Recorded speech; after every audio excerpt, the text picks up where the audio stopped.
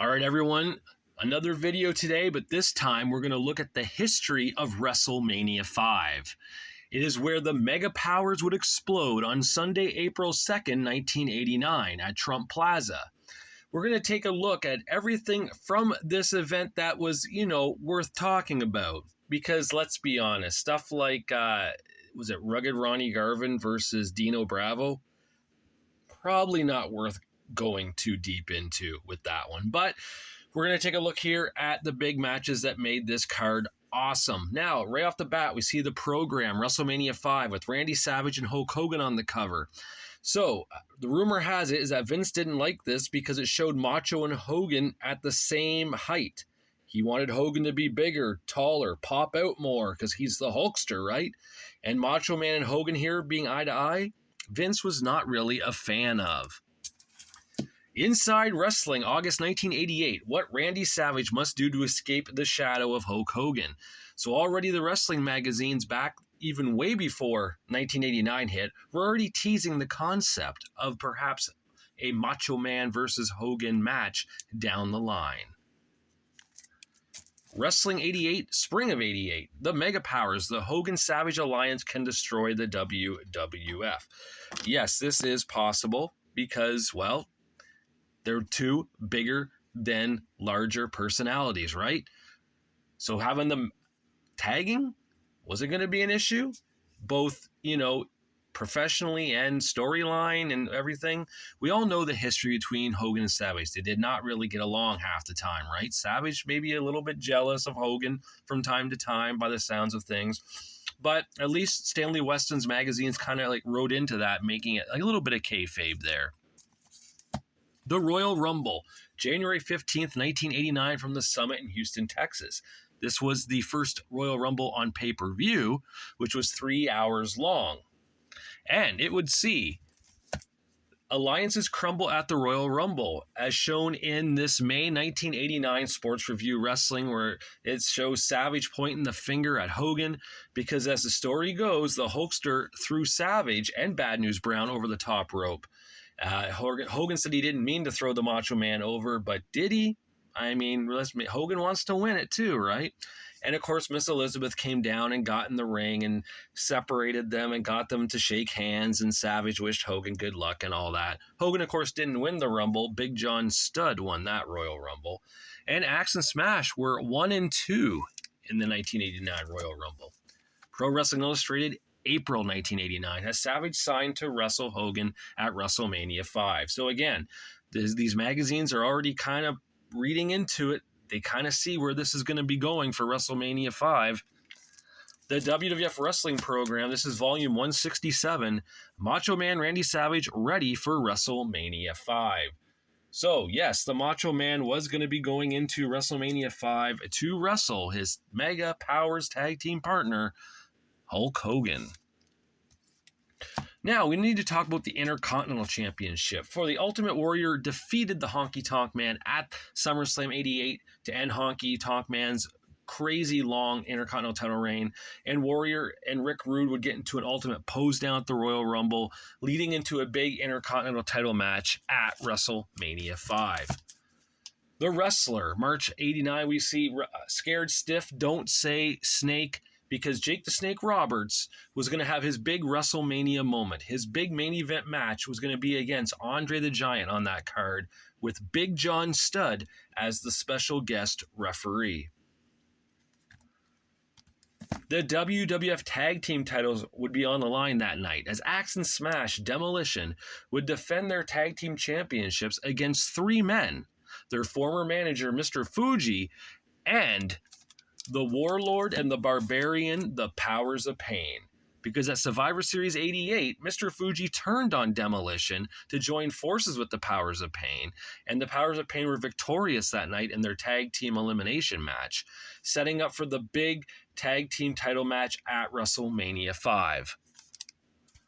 Inside Wrestling, December 1988. Exclusive hot seat interview. Roddy Piper, will he ever be back? That's right, would the Hot Rod return from his retirement at WrestleMania 3 just 2 years earlier? We would soon find out that yes, he was going to make a return at WrestleMania 5 in a special Piper's Pit that he was going to be doing with Brother Love and Morton Downey Jr., that really abrasive talk show host back in the 80s. And it was a huge thing. Piper had long hair when he came out. He didn't look like the same Hot Rod we had seen 2 years earlier. He was kind of like slimmed down a bit. He didn't look as big as he did at WrestleMania 3. He was still a big guy, just not the same bulky WrestleMania 3 size that he was. June 1989, Pro Wrestling Illustrated, Hogan versus Savage, how it happened, WrestleMania 5 preview and analysis, and a forecast for the future. That's right. It's set because at the main event, February 1989, the Twin Towers against the Mega Powers. Yes, it was known for Akeem falling out of the ring between the ropes. That was hilarious. Yes, we all laughed.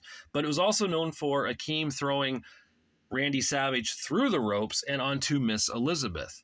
The Hulkster would take Miss Elizabeth to the back in the dressing room, leaving Randy out in the match on his own, getting double teamed for minutes and minutes and minutes.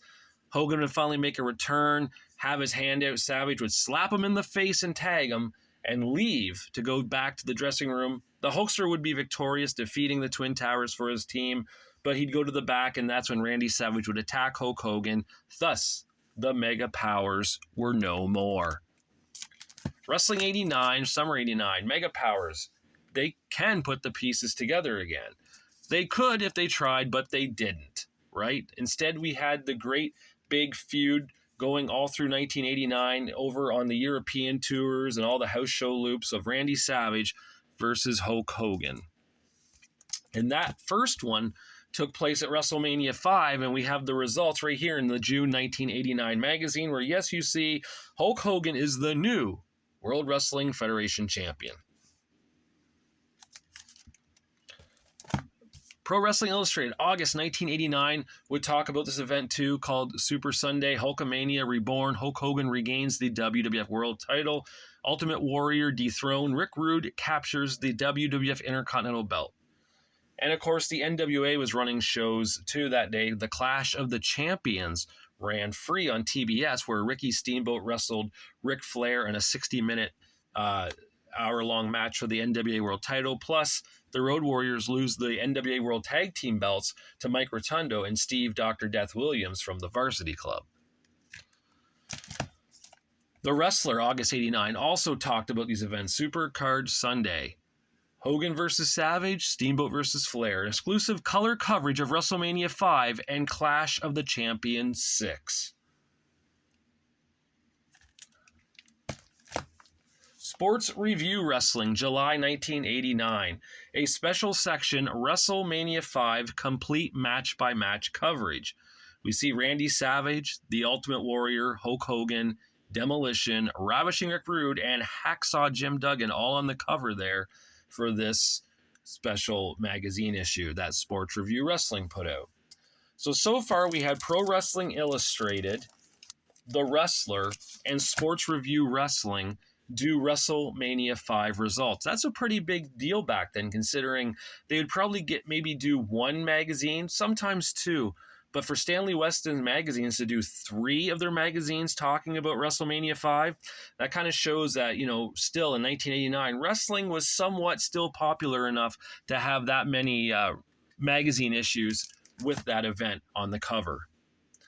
This is the WWF program, Volume 168, WWF Champion Hulk Hogan. The rightful owner takes the belt. That is from WrestleMania 5 right there. The Hulkster with the title around his waist becoming a 2-time World Wrestling Federation champion. And that's a great shot, too. Look at that. You got referee Dave Hebner, probably still at this time. I mean, I know they brought Earl in a year before to do that angle, like I talked about with the twins and the other video for WrestleMania 3 leading into WrestleMania 4. But I don't know if that was Earl or I'm guessing that's Dave still at this time in 1989. July 1989, WWF Magazine, Hulk Hogan, a rare interview with the champ. That's right, the new champ right there showing off. That's a great looking photo too of the Hulkster, right? Like, I get it. People may not like Hulk Hogan because he sucked as a wrestler or because of things he said later on in life. But as a kid and you look at the magazine shelf and you see that magazine right there, how could you not want to pick it up and be like, what is this about? Who is this larger than life character, right? Look at him. He looks great there. I think Hogan was at his biggest there for his size. Roddy Piper did make a return wrestling after WrestleMania 5. This is the wrestler November 1989. Roddy Piper pins Randy Savage and Hulk Hogan is scared stiff. That's right. Roddy Piper back in the ring, pinning the Macho Man, and he would go on, Roddy Piper, because at SummerSlam, he would helping, right here, SummerSlam, 1989. Look at the main event there. Hulk Hogan and Brutus the Barber Beefcake against Zeus and the Macho Man Randy Savage with Sensational Sherry. I'll get back to the Roddy Piper story in a second here, because up next we got, boom, The Wrestler, October 1989, No Holds Barred. It's kind of punny, right? Because that was the movie that Zeus was in with Hogan. We have Hogan and Beefcake versus Savage and Zeus, an exclusive preview and analysis of the big SummerSlam 89 main event. Now, the year before, SummerSlam 88, which was the first SummerSlam ever from Madison Square Garden in New York, we saw Hulk Hogan and Randy Savage, the Mega Powers, against Andre the Giant and the $1 Million Man, Ted DiBiase, the Mega Bucks. So this year, in 1989, we saw another tag match as the main event involving Hogan and Savage, only with different partners. Of course, Brutus the Barber Beefcake in real life was Hulk Hogan's really good friend, best friend even. And in real life, Zeus was actually just an actor turned wrestler for this time being. And of course, Zeus would make a return to wrestling in 1996 in WCW to once again face Hulk Hogan and Randy Savage in that big uncensored Tower of Doom match with Kevin Sullivan, Arn Anderson, Ric Flair, the Faces of Fear and all that. What a crazy time that was for WCW. Thank God the NWO happened, right? It saved WCW for sure. Wrestling Superstars Winter 1989, a Superstar Dream Match, Elizabeth versus Sensational Sherry. Why do I have this here? Because it's simple. Because at SummerSlam 89, Elizabeth was managing Hulk Hogan and Brutus Beefcake, while Sherry was managing the Macho Man and Zeus. And at the end, Elizabeth actually got involved, hitting Sherry with, I want to say with her purse, and holding her hair up as Brutus Beefcake cut Sherry's hair. Now, I really don't believe that was Sherry's real hair. I'm pretty sure that was like a weave wig thing sewed in, because it was super long. It was like ridiculously long and in this ponytail thing, kind of like Bianca Belair has now when she wrestles. And I don't really think that's Bianca's real hair either, let's be honest. I'm pretty sure it's attached to her hair. But Sherry had the same thing, and Brother Brudai snipped it with those hedge clippers, and off went Sherry's hair. November 1989, the Ultimate Warrior regains the gold, and here's where we get with Roddy Piper.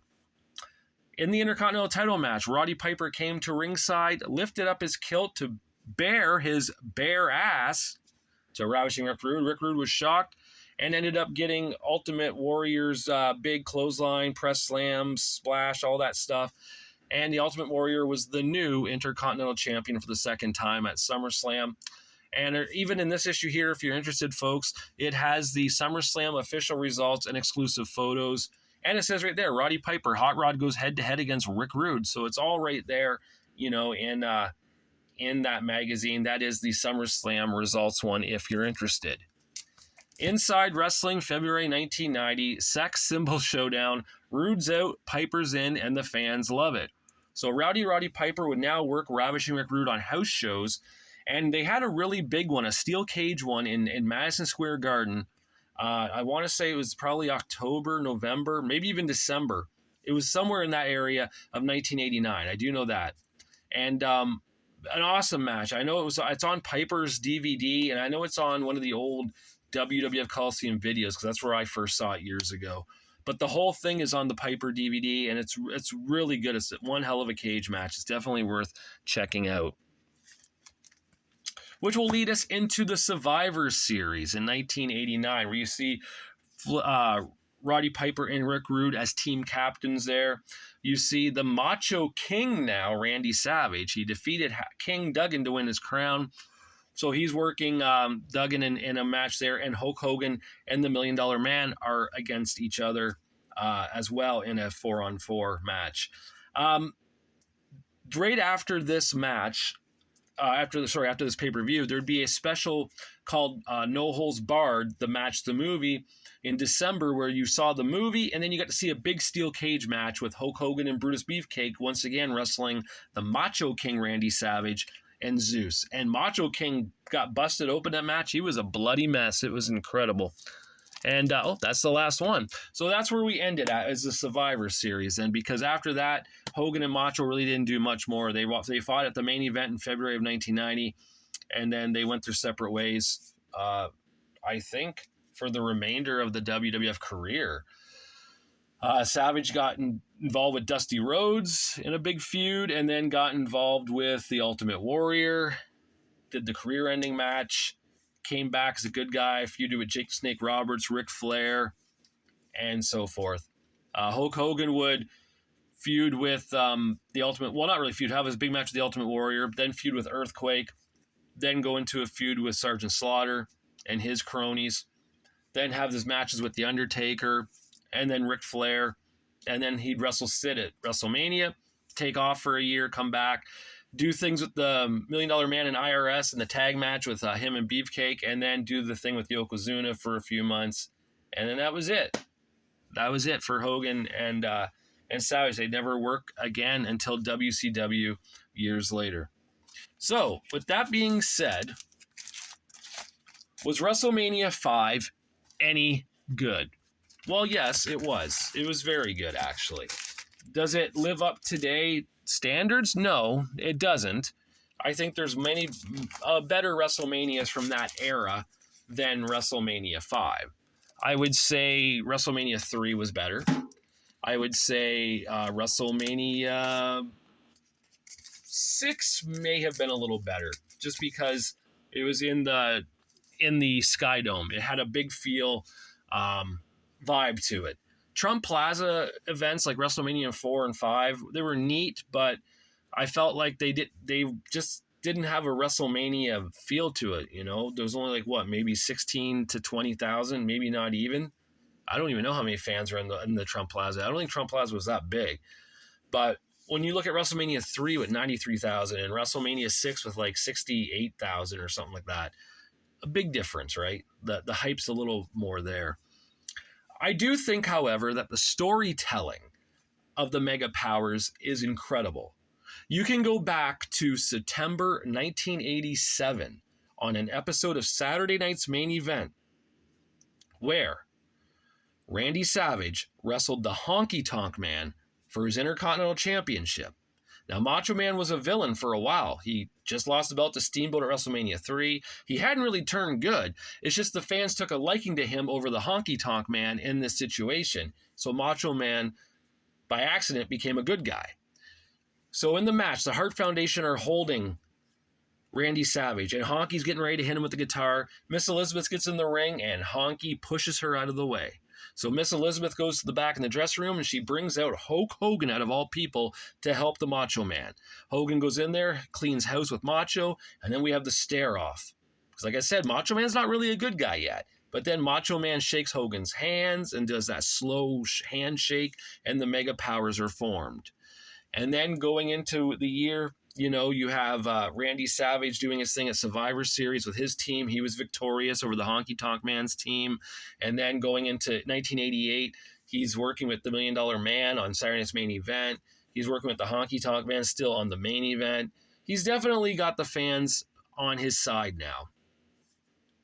He ends up going to WrestleMania 4, defeats the Natural Butch Reed, Greg the Hammer Valentine, the One Man Gang, and last but not least, the $1 Million Man Ted DiBiase that night to win the WWF Championship with the help of Hulk Hogan, who hit the $1 Million Man with the steel chair in the back. Savage in with the top rope elbow, 1, 2, 3. SummerSlam, you start to see some things change. You know, Hogan put his hand on Liz's butt so she wouldn't fall off Macho Man. They're going to use that as the storyline of Hogan hitting on Liz, and that's when it slowly starts going into Survivor Series 88, where it does it again, where Hogan hugs Liz and Macho kind of looks at him like, what are you doing? And it was just an incredible story for like a year and a half, you know. And if you want on the WWE Vault on YouTube, there is a video of the story of the Mega Powers. It's probably an hour and a half long, but it's so worth watching. You see everything. You see stuff from Superstars of Wrestling. You see the stuff from Saturday Night's Main Event. You see the stuff from the pay-per-views. You see all the interviews. It's just incredible. Whoever's doing the WWE Vault and the WCW Vault too, because that's a wicked YouTube channel for your WCW's footage. But who's ever doing these vaults, incredible. You're doing like amazing work, and we love you for it, because as wrestling fans, that's what we want to see. And I hope you guys enjoyed this special look back at WrestleMania 5, and I hope you guys check out the WWE Vault story of the Mega Powers on there too. It is incredible. Like I said, I watched it about 2 weeks ago or so. It's just amazing. They have one on there too right now for WrestleMania 6 with Hulk Hogan and the Ultimate Warrior as well. So go ahead and check that one out too, because that's definitely worth watching as well if you're an old school wrestling fan. All right, guys, tell me in the comments, did you like WrestleMania 5? Were you excited when the Mega Powers exploded? Were you watching it live on pay-per-view, or did you rent it on videotape when it came out?